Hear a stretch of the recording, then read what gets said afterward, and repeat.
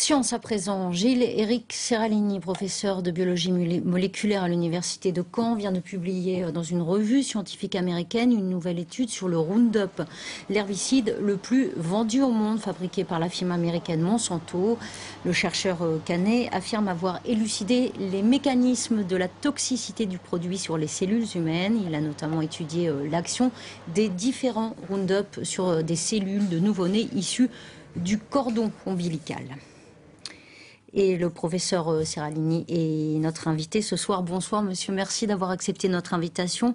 Alors je parlais des mécanismes de la toxicité. Quels sont-ils et quelles sont ses conséquences sur ces cellules? Bonsoir.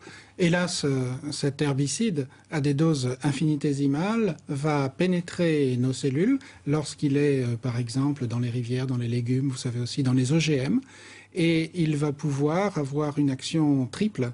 D'une part, il va éclater les cellules petit à petit.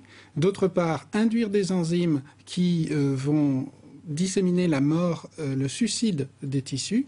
Et ensuite, il va aller jusqu'au noyau et étouffer les cellules dans leur mécanisme de respiration cellulaire. Tout cela relève d'enzymes très précises que nous avons étudiées.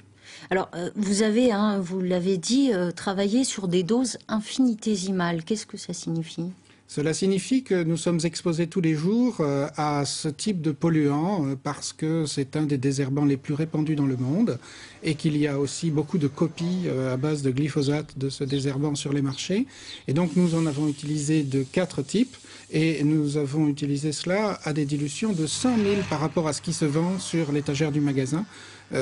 Et même moins quelquefois.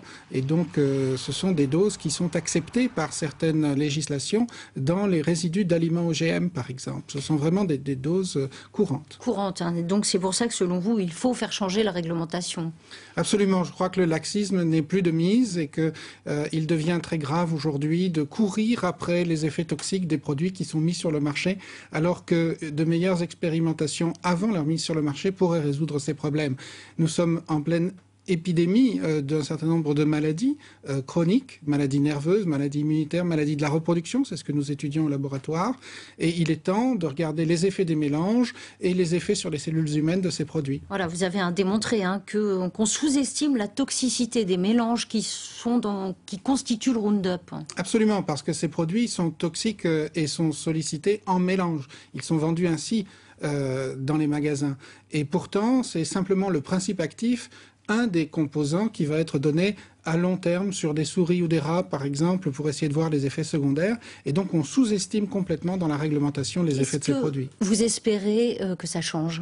Oui, nous sommes proches, par exemple, pour les OGM, nous essayons d'obtenir la transparence.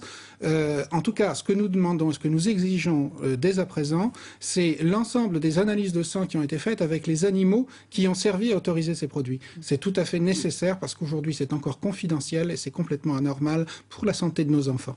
Merci, merci professeur. C'est moi.